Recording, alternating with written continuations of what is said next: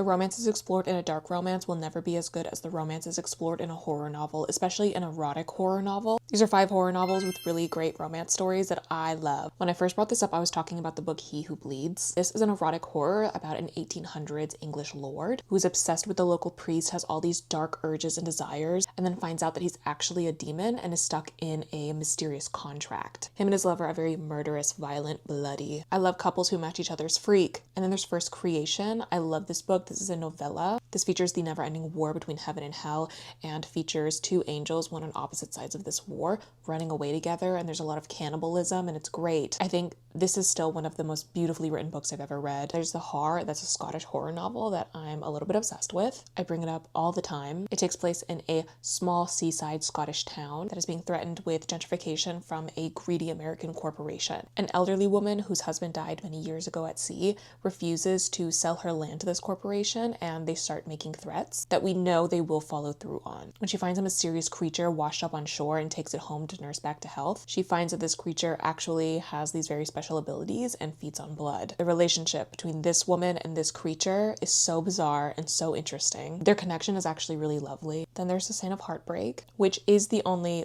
dark romance that I actually really love. This is the story of the devil and Judas in hell for all of eternity. Their relationship is really tumultuous, really toxic, really rocky, and these are 2 characters overflowing with so much pain they don't know how to handle by themselves. But this does develop into something really kind of beautiful. And lastly is Slewfoot. The relationship between this local woman and this woodland creature man is really a subplot. This takes place in a colonial New England town in 1666, and a local woman is accused of being a witch. She isn't at first, but all of the torment from the entire town against her does push her in that direction and pushes her to build a connection with this creature that has stumbled out of the woods that is powerful but can't remember who he is. But if you have any erotic horror recommendations or horror recommendations with really great romantic twisted subplots, please let me know.